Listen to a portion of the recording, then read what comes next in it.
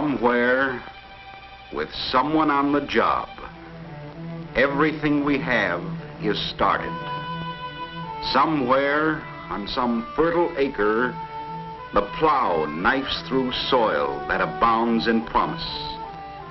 And the farmer, although he plows alone, is not alone. His life is tied in with the lives of many others, of all of us who depend on him and on his mechanized labors. And he, in turn, depends on all of us. Somewhere on a lonely range, the earth trembles under the hooves of cattle on the move. And the man who rides the range alone, if he listens with vision, can hear in the rumble of the herd the beginnings of the rumble of distant machinery in the factories where others will finish the work he has begun. Somewhere, someone sets a blast to erupt rich ores of metal from stubborn rock, and sets men to work in smelter and in blast furnace, in mill and in factory. And thereafter, people, many interdependent people, come to fashion the products of human inventiveness from all the bounty of nature. Wheat. And to grow the wheat, it takes a farmer. From New York to Michigan, to Nebraska to Oregon, and from the Dakotas down through all the great grain belt, 1,000, 10,000, and 100,000 wheat farmers grow the finest of wheat. Raw material for industrial alcohols, for fine finishes. Sugar. And to grow sugar, the sugar farmer. In the bottomlands of Mississippi and the Everglades of Florida, on the Delta and in the Evangeline country, grows the sugar cane. Cane sugar, raw material for carbon and lampblack, for solvents. Cotton, and the farmer to grow the cotton. Raw material for fabrics and for lacquers and for plastics. In the Carolinas, in Georgia, Tennessee, and Arkansas, Alabama, throughout the Old South, and even in the Deep South, cotton still is king. In Texas, too, and now in California, there's a great snowy harvest. Cartload by cartload and bale upon bale, as far as the eye can see. Cotton for fabrics and wool for fabrics. On the slopes of the Sierras, a sheep herder. He grazes his flock in the high, cool air that builds thicker, longer, finer, stronger fleeces on milling backs. Mohair goats roam the plains of Arizona, Texas, and New Mexico, where all the silken fleece is tempered by baking days and toughened by freezing nights. Fine fleece of the sheep flock and long stapled fleece of the mohair goats for fine upholstery. Tough hides for tough, durable leather, and it takes tough, durable men to ride the herds to grow those hides to harvest. From the Oxbow to the Laramie, all along the Red River and the Rio Grande, 1,000, 10,000 outflung herds. With sun and with wind, with rain and with sand as her tools, with heat and with cold, nature burnishes and strengthens hide and hair on the open range from Dodge City to the foothills of the Western Mountains. Perhaps there are jobs you never thought of as being an important part of the great American economy pattern. But every basic task is essential to the necessity and convenience of all in this blessed land of all of us. West or south, no matter where you go or what you are looking for, you'll find somebody working. Working as a part of the vast and intricate and interlocking network of production that leads the raw material to finished product. The turpentine barrel in Florida and in Georgia is the first link in an endless conveyor belt that winds its way from south or east to west and north, from Portland, Maine to Portland, Oregon.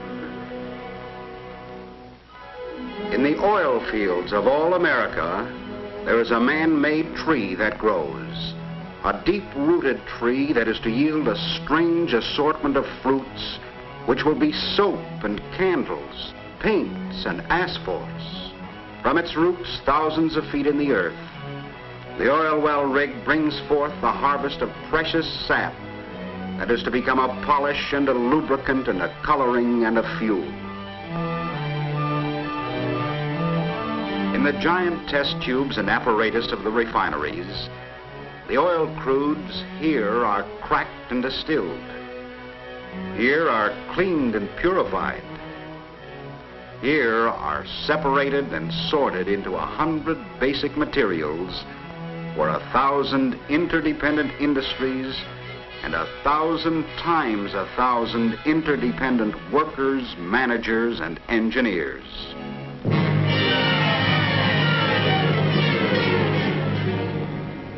On the job, commanding great tools, from deep within the plentiful earth come the metal ores with which America is so richly blessed. Copper for bearings and copper for batteries. Copper for radiators and for electrical systems. Copper from Utah and Montana, from Michigan and Wyoming, from Colorado and New Mexico, from Idaho and Arizona and Nevada. And again, more of the red gold metal from Washington and Oregon.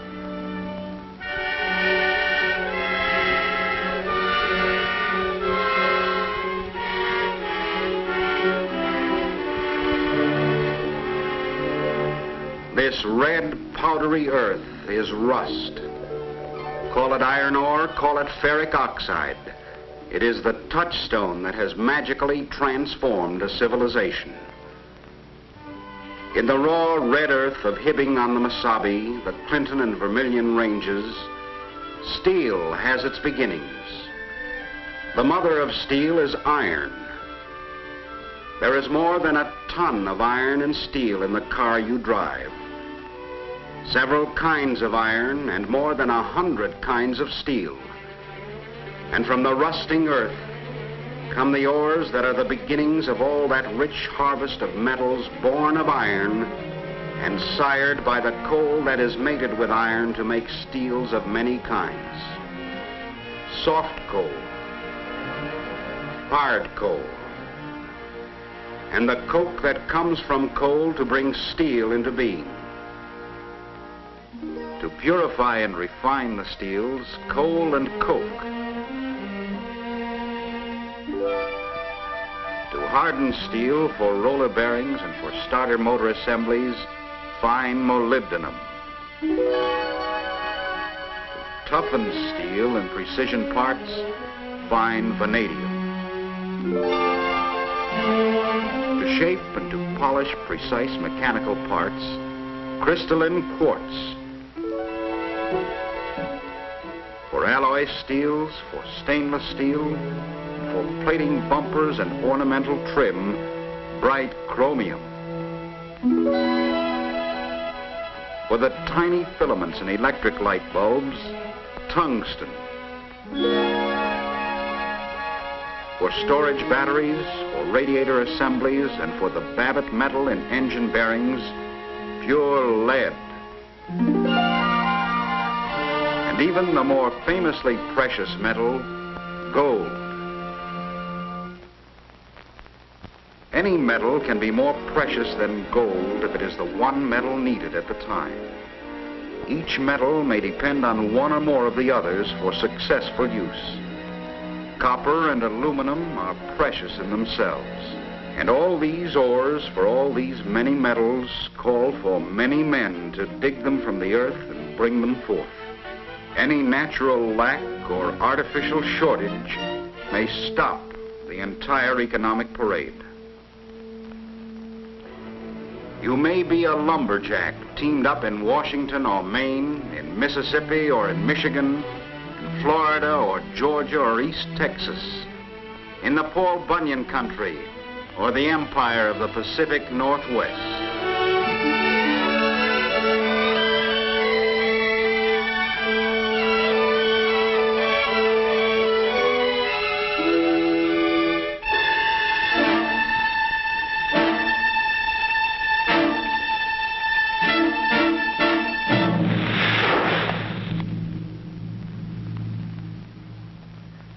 The trees you fell and the logs you drive make pulp for paper to blueprint the dreams that put 100,000 men to work on a new model and a new job.